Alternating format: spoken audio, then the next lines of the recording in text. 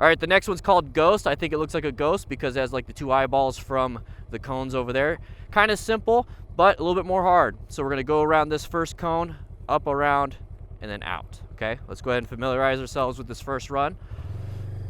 So around these, nice and easy. Around this cone, around this last cone, and then we're gonna exit out. 10.5, okay. Now that we kind of familiarize ourselves with that, let's go ahead and look at this a little bit more. Okay, around that cone, I have to slow it down a little bit around these last 2 cones, but I can almost power through and almost swerve out. Okay, here we go.